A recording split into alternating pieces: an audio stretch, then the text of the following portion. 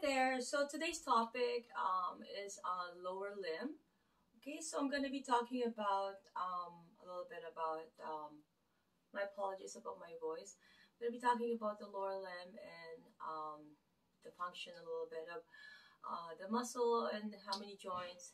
Okay, but I did a video on my other channel with regards to the original insertion. So it's muscle to muscle, like all the detail of the words attached. Okay, but this one where I'm just going to be talking the lower limb. I'm going to be with the upper limb. I did the flexor and extensor separately, but this one I'm going to be talking about the leg and the lower leg separately, and then the foot. I'll just do it this way for the lower, but it will be all in one video. I hope. I don't think it will be too much. Okay. Okay, so I'm gonna be starting with the nerves. Okay, so for the T12 and L2 nerve, the sensory is a suprapubic radian. Okay, the motor will be at the transverse abdominis and then the internal oblique. If there's any abdominal surgery, those nerves will be affected. Okay, so for the nerve of T12 to L2, if there's any, again, abdominal surgery, it will also affect the sensory of the suprapubic radian, and again, the internal oblique or the transverse abdominis. Okay, so so again, the same location, if it's it will have that damage on the abdominal. Okay, or any surgery that's been done, that's usually where it's going to affect those areas. Okay, for L1 to L2, if there's any laparoscopic surgery, and usually the affected areas, the labia and then the scrotum, and the motor innervation, affected motor innervation will be the cremaster. Okay, keep that in mind. For sensory is the labia and the scrotum. Okay. And for L1 to L2 again, so the genitofemoral nerve, the cremaster, we always have to keep those area not accessible anyway. So I just have to mention them and keep them in mind. So, and now we get to L2 and L3, and usually the sensory is in the anterior and the lateral thigh region. Okay, so it's in here. The lateral is usually in this region here. Okay, and usually, if somebody is over like some sort of obesity somehow, that usually happen because the tendency of the weight. Because keep in mind the characteristic of the muscles, right? Muscles are the one keeping us erect or posture. So if one is weak, then the other one will be tight, right? For the instances of, let's say, the gastrocnemius, okay? Okay, I'm supposed to mention this when I mentioned the muscle, right? It's more of like a kicking or running muscles, right? But if you're just walking, so the knees is not really in a how do you call it? If it's flex, it's the soleus more so working, right? So it needs all that joint together to do that. So gastrocnemius is more of like a running and doing that motion or bicycling, right? And whereas the soleus is it's always working that the muscle soleus behind here. Okay, so I'm going to mention the muscles soon. Okay, so for the L2, L4, usually if there's any pelvic surgery, the medial thigh. So the medial thigh is affected, this area here. Okay, so the adductors, right? The obturator, external, are the motor sensory, that will be the motor innervation that will be affected, and then the sensory will be the medial, okay, or the anterior thigh. Okay, and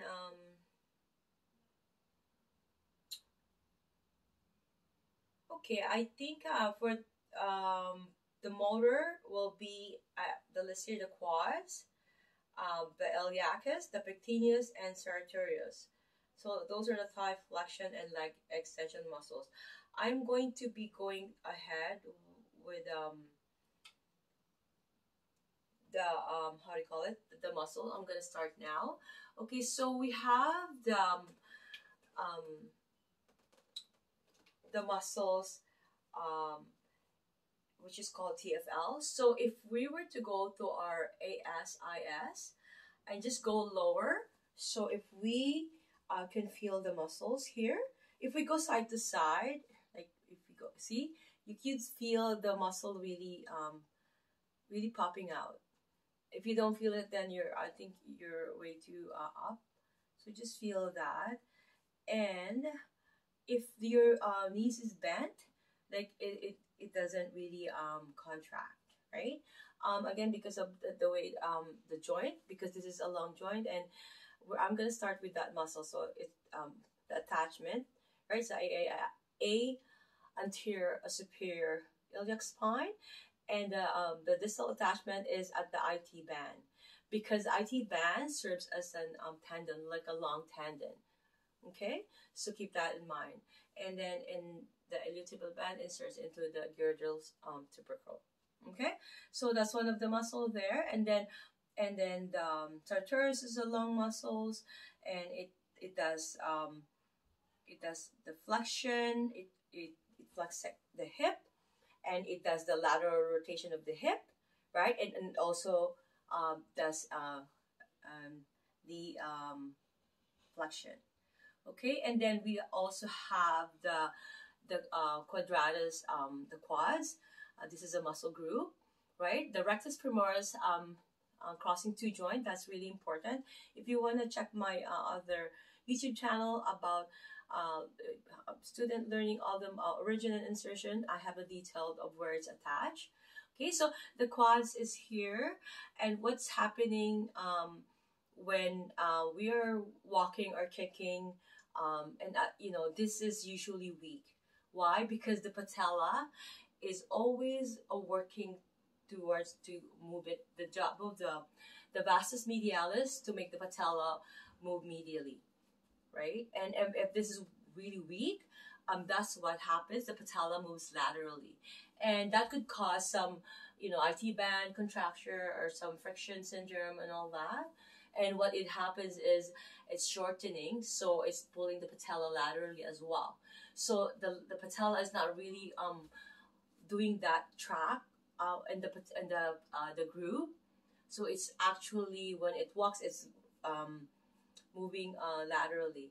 So that is the purpose of like having a good posture, having a balanced muscles. Because if our adductors or our medial thigh here is weak, then therefore it's not. It's going to cause dysfunction or postural dysfunction. Okay. So having said that, so the quads is attached to the tibial tuberosity. Okay, so it's crossing two joint, and we have the vastus lateralis. Excuse me. It's vastus lateralis. Okay, and then the vastus medialis. Okay, the vastus medialis is mostly the fiber direction is unique. It's not like the straight longitudinal. It's more so it has that straighted but crosswise, right? And our adductors or medial thigh is usually weak. Again, and the lateral is usually tight. Okay, so keep that in mind. So we're gonna go to the back, which is the hamstrings. Okay, so hamstring has a lot to do with the knee as well, with the patella, where the patella is being pulled, because it's like a triangle with the hamstring, and hamstring has a very weak blood supply. And also if a runner or a marathon runner, or just a runner like me who just wants to run to maintain for the heart,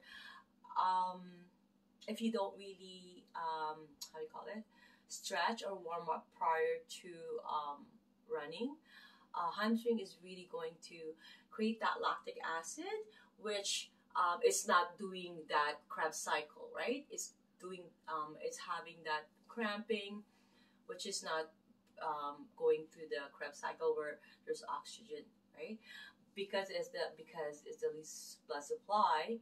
If you don't stretch it, or if you don't warm it up, or if you don't go through that proper Krebs cycle, it's gonna get into a lactic acid production, and it's gonna cramp, and it's not really good to not warm up before exercise. At least 5 to 10. You can do like warm bath. You can do brisk walking. You can do a jumping jack, or like up the stairs. Could do, just 5 to 10 minutes will do it. Will warm up, right?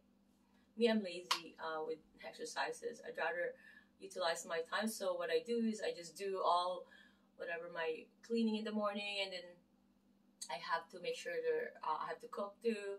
So I do all of that, and then I do a shower, warm bath, then I will be warm up before I go for a run, if I think. But I haven't run in 2.5 years. But keep in mind that before you do any exercises, it's important to warm up. Okay, and after that, you have to also stretch. Okay. So having said that, so we are at the hamstring area. Okay, so the biceps femoris is attached to the ischial tuberosity, and attached to the head of the fibula. Okay, and then okay, so the sorry, my daughter. The semitendinosus and then the semimembranosus, they work hand in hand to make sure that the pull of the patella, the tibia against the femur is in how do I find the word, in congruent, or in synchronized fashion. If it's not, it's going to pull the patella in a different alteration or altered mode, either laterally or medially, or inferiorly or superiorly, and it's not going into the groove, then it's gonna cause some problems. Keep in mind, our knee is a lot of issues. A lot of in the population, there's a lot of knee issues because our knee has that fluid too, right? So in the morning, if it's cold, it's like the honey is very thick, right? If you don't warm that up too, it creates pain. And then if you start doing some you just start running heavy, you haven't run in 2.5 years like me, and then and you didn't do a warm up, that is going to cause because when you warm it up, it gets into fluid like the honey. It's like there's the fluid there that protects the whole joint, right? And the semitendinosus, the semimembranosus, and of course the biceps femoris helps with that, that kind of action, making sure that everything is going well. Okay, so I'm gonna go ahead continue with the where did I stop earlier with our the nerve innervations. I believe we are at the femoral nerve. Okay, so the motor innervations would be the quads, the iliacus, the pectineus, the sartorius.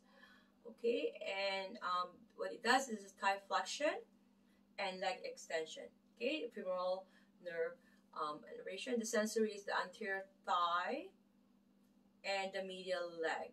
Okay, so it's around this one here, the sensory innervation of the femoral. Okay, and then so L4 to S3, if there's any disc herniation, if there's any performance injury or any performance syndrome happening, is that motor innervation or functions at semimembranosus, semitendinosus, and biceps femoris, and also the adductor magnus will be affected. Okay, so keep that in mind. So that is what you're gonna feel if there's any piriformis. Piriformis is the muscle with our go-go muscle. Those I will have to do a separate video with that. But it's more of our main lateral rotators. So, and it's also the muscle that is involved with the sciatic nerve syndrome, but it could just be a performance syndrome, hypertonicity of the performance muscles. That's really compressing on the sciatic nerve, right? Okay, so speaking of sciatic nerve, it's at the L4 and S3. So if there's any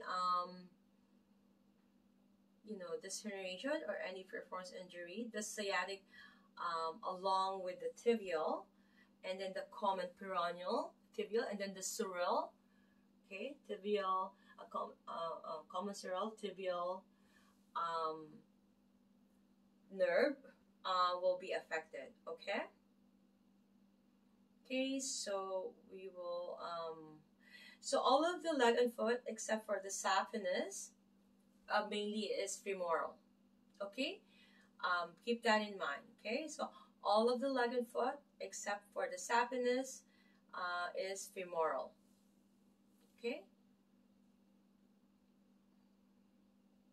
so except here, from here, okay, except here, everything is femoral except this one, this part.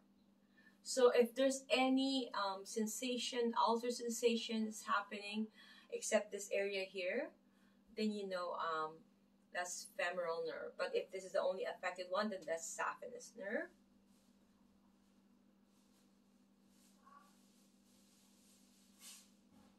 Okay, so the common peroneal nerve it wraps around and then it goes from here, and then it goes into the lateral aspect of the leg here, the peroneals, right?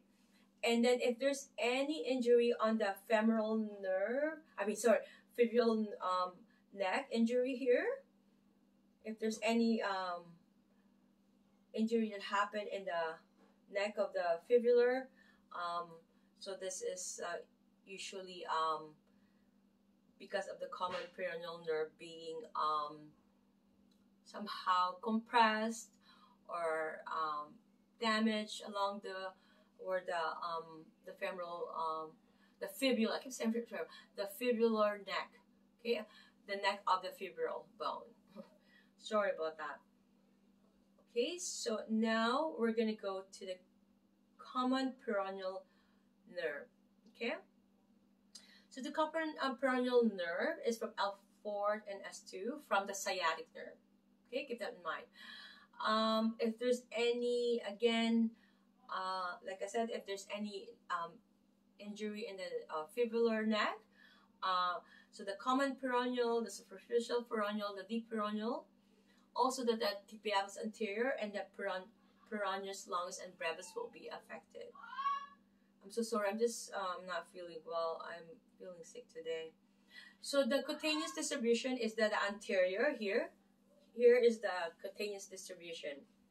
It's more so, yeah, baby. So it's like a anterior and lateral. Okay, so keep that in mind. That is the cutaneous distribution.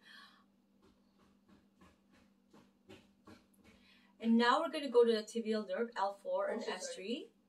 Why, baby? And so Baker's cyst and then the tarsal tunnel syndrome. Usually the tibial nerve is affected. So that's behind here, the popliteal fossa. Okay, behind your knee. So those muscles has to do something with it. Okay, so keep that in mind. And for the tarsal tunnel,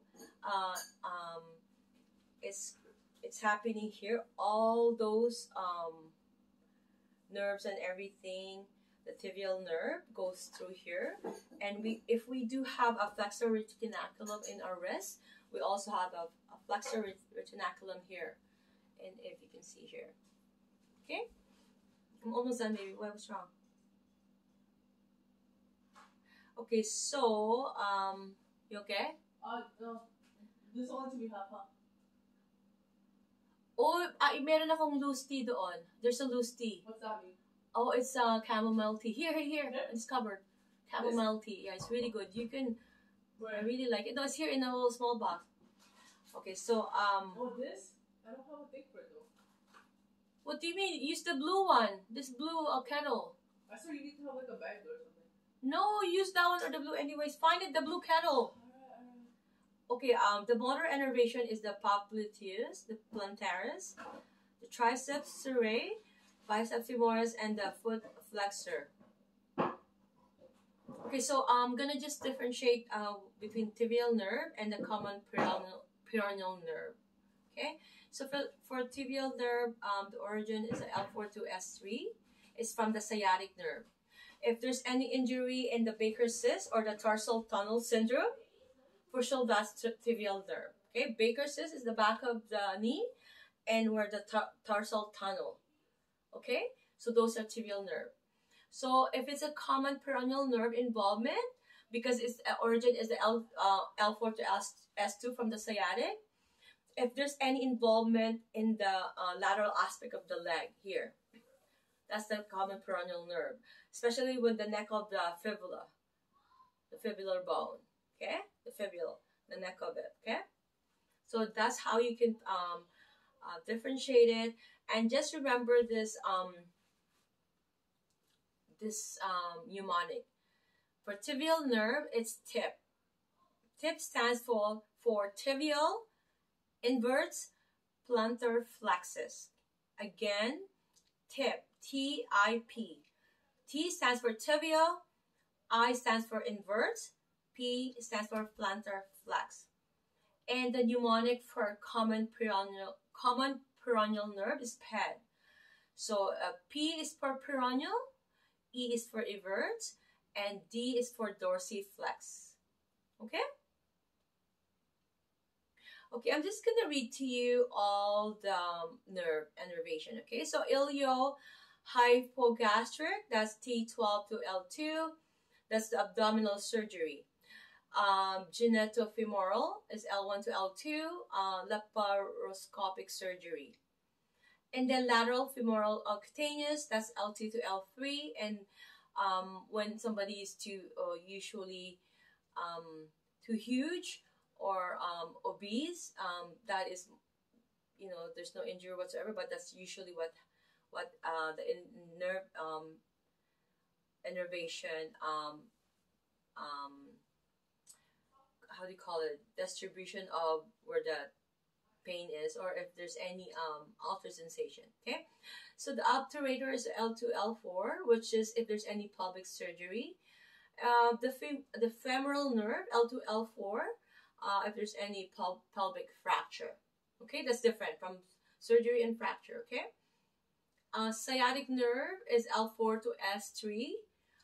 If there's any piriformis injury, if there's any piriformis syndrome happening, if there's any piriformis hypertonicity of your piriformis muscles, and if there's any disc herniation, okay, that could be a cause of the nerve to be affected. Okay, any lumbar issue, because if you see it's very close, right? So that's how you rule out if you're doing a test. You have to rule out is it lumbar or is it the pelvic region or posterior pelvic region. Okay, going back, so common peroneal will be L4 to S2. If there's any, like I mentioned earlier, I just mentioned it, the fibril neck will be mostly affected or injured. L4 to S3. So L4 to S3 is the Baker's cyst, the tarsal tunnel here. So it's going to be a tarsal tunnel syndrome. And the Baker's cyst is behind the